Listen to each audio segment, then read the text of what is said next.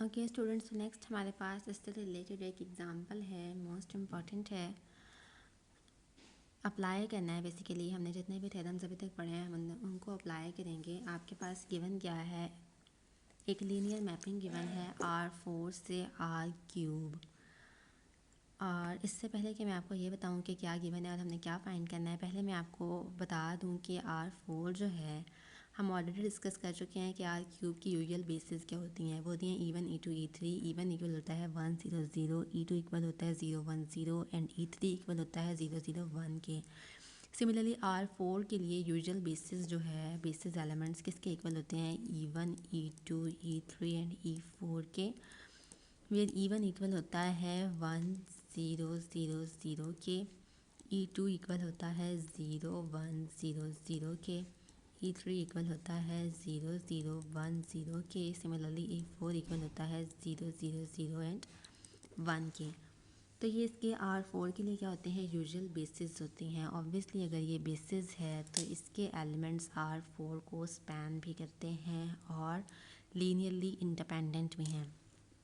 हमारा main focus इस बात पे है कि अगर इसके एलिमेंट्स R4 को स्पैन करते हैं तो हमने एक थ्योरम पढ़ा है कि अगर इसके लिए R4 के लिए जो स्पैनिंग सेट होगा, अगर F लीनियर हो तो इस स्पैनिंग सेट का जो इमेज होगा, यानी F of E1 F of E2 F of E3 F of E4, ये जो इमेज बनेगा F of E1 F of E2 F of E3 and F of E4, ये जो आपके पास इमेज सेट बनेगा, ऑब्वियसली ये R3 से बिलोंग करता हुआ सेट होगा क्योंकि हम मैपिंग ले रहे हैं R4 से R3। ये एलिमेंट्स हमने R4 से उठाए, इन पे मैं इमेज अप्लाई करूँगी, मुझे किस में मिलेगा, R3 में under this mapping.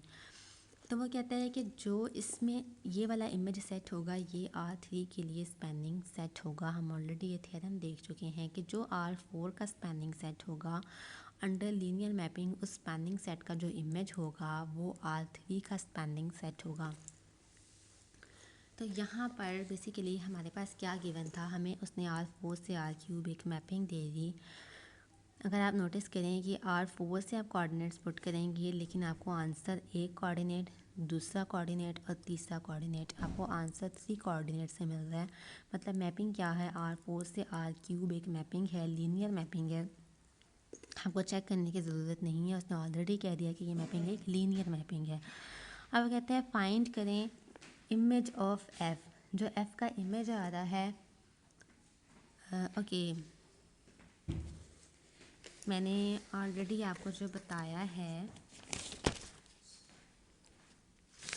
Okay students, मैंने एक चीज़ अभी आपको बताई है। मैंने कहा कि R4 का जो स्पैनिंग सेट होगा, उस स्पैनिंग सेट का जो हम इमेज लेंगे अंडर लीनियर मैपिंग F, वो R4 को R³ को स्पैन करेगा। ऐसा नहीं होता, बल्कि वो इमेज ऑफ F को स्पैन करता है। ज़रूरी नहीं होता कि इमेज ऑफ F R पूरे के पूरे R³ के इक्वल भी हो।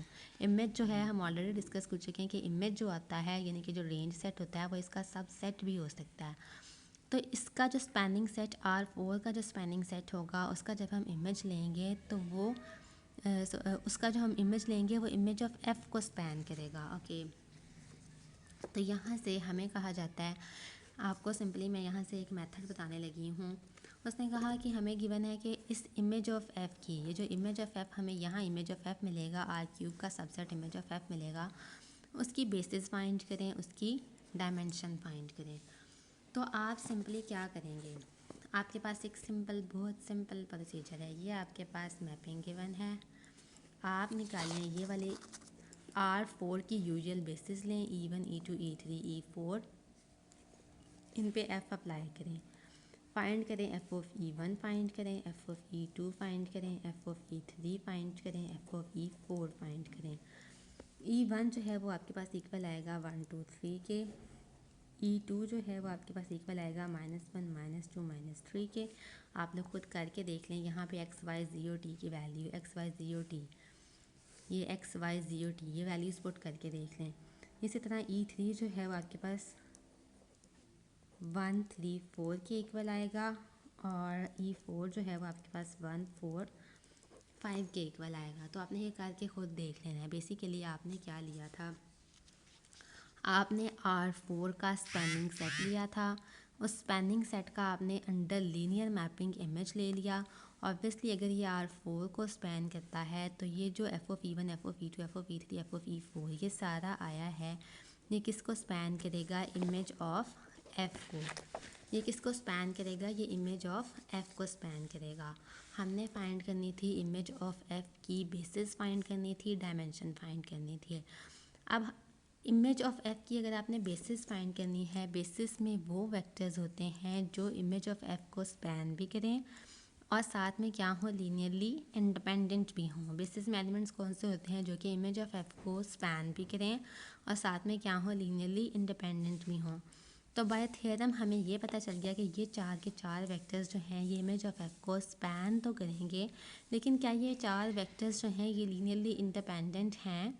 अगर ये चार वेक्टर्स लीनियरली इंडिपेंडेंट होंगे तो ये बेसिस हमें मिल जाएगी। ये चार वेक्टर्स मिलके बेसिस भी बना देंगे, लेकिन हमें नहीं पता कि ये चार के चार वेक्टर्स लीनियरली इंडिपेंडेंट हैं या नहीं हैं।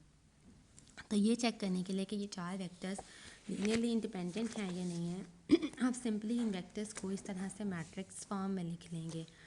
आप क्या करेंगे? एक मैट्रिक्स ऐसे बनाएंगे, ये चारों वेक्टर्स पुट करेंगे 1 2 3 -1 -2 -3 1 3 4 1 4 5। और मैं आपको ऑलरेडी बता चुकी हूँ कि इन पे रो ऑपरेशंस लगाएं और इन मैट्रिसेस को लेके जाएं रिड्यूस्ड एचलन फॉर्म में लेके जाएं। तो उसने यहाँ यही किया, वो इन मैट्रिसेस को रिड्यूस्ड एचलन फॉर्म में लेके गया। रिड्यूस्ड एचलन फॉर्म में लेके जाने के बाद इसकी नीचे वाली दोनों रोज़ ज़ीरो हो गई, और जब नीचे वाली दोनों रोज़ ज़ीरो हो गई, सिर्फ जो नंबर ऑफ़ नॉन ज़ीरो रोज़ बची हैं दो नॉन ज़ीरो रोज़ बची हैं। तो ये जो दो नॉन ज़ीरो बचेंगी, सिर्फ इतने ये दो वेक्टर्स जो हैं ये लीनियरली इंडिपेंडेंट वेक्टर्स हैं। इसका मतलब है कि ये चारों वेक्टर्स लीनियरली इंडिपेंडेंट नहीं थे, बल्कि सिर्फ ये दो वेक्टर्स लीनियरली इंडिपेंडेंट हैं। तो जब ये लीनियरली इंडिपेंडेंट दो वेक्टर्स आ गए तो यही क्या है? ये दो वेक्टर्स जो लीनियरली इंडिपेंडेंट भी हैं और स्पैनिंग सेट भी हैं। तो ये दो वेक्टर्स इमेज ऑफ F की, आपने ऑलरेडी आपको पता था कि सारे स्पैनिंग सेट हैं, लेकिन हमें नहीं पता था कि ये लीनियरली इंडिपेंडेंट हैं या नहीं है। आपने इनको वेक्टर्स इस तरह मैट्रिक्स में पुट किया, मैट्रिक्स को आप रिड्यूस्ड एचलन फॉर्म में लेके गए। रिड्यूस्ड एचलन फॉर्म में आपके पास ये दो वेक्टर्स आ गए जो नॉन ज़ीरो आए, बाकी दोनों क्या हो गए? ज़ीरो रोज़ हो गई। तो जो नॉन ज़ीरो वेक्टर्स आएंगे वो आपके पास क्या होगी? बेसिस होगी इमेज ऑफ F की, क्योंकि ये दो लीनियरली इंडिपेंडेंट भी होंगे और स्पैनिंग सेट भी होगा। तो ये आपके पास क्या आ जाएंगे? इमेज ऑफ F की बेसिस आ जाएगी। तो ये दो वेक्टर्स मिलके क्या बनाते हैं? Basis of image of F। अब ये दो वेक्टर्स हैं तो इसकी मतलब बेसिस में जितने नंबर ऑफ एलिमेंट्स होते हैं, अब बेसिस में दो एलिमेंट्स हैं तो मतलब डायमेंशन क्या होगी इमेज ऑफ F की? 2 के इक्वल होगी। और जो इमेज ऑफ F की डायमेंशन होती है वो क्या कहलाता है? Rank of F। तो रैंक ऑफ F आपके पास किसके इक्वल आ गया? 2 के इक्वल आ गया।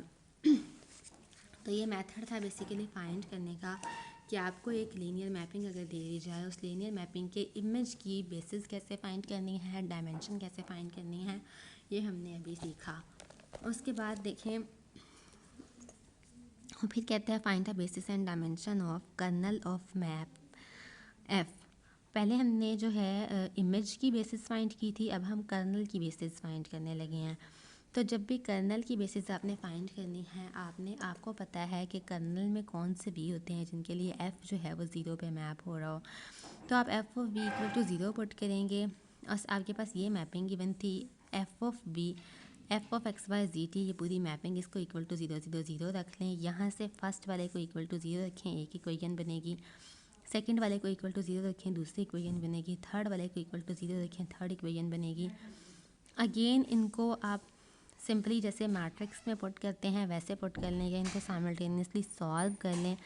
ज़्यादा बेहतर मेथड ये है कि आप इसको इस तरह से मैट्रिक्स में पुट कर लें, जिस तरह से मैं आपको ऑलरेडी बता चुकी हूँ कि आप यहाँ से इसको मैट्रिक्स में लिखें, मतलब 1 -1 1 एंड 1, फिर उसके बाद यहाँ से 2 -2 3 एंड आप क्या कर रहे हैं? आप इसको मैट्रिक्स में लिख रहे हैं, ये तीनों को आप मैट्रिक्स में लिख रहे हैं। 3 -3 4 एंड 5, इनको आप मैट्रिक्स में पुट करें। इसको अगेन आप सॉल्व करें। जब आप इसको सॉल्व करेंगे तो आपके पास ये सिंप्लीफाई होके इस तरह से ये बन जाएगा। मतलब आपके पास मैट्रिक्स को आप जो है ना एचलन या रिड्यूस्ड एचलन फॉर्म में लेके जाने की जब कोशिश करेंगे तो ये सिंप्लीफाई होता जाएगा। आपके पास मैट्रिक्स जो है ना वो इस फॉर्म में आ जाएगा 1 -1 1 एंड 1 0 0 1 एंड 2। आपके पास मैट्रिक्स इस फॉर्म में आ जाएगा। जब मैट्रिक्स इस फॉर्म में आएगा तो इस फॉर्म से उसने ये दोबारा इक्वेशंस बनाई हैं। तो यहाँ से सिंपली आप जो है ना, अब यहाँ से अगेन आपके पास फ्री वेरिएबल्स का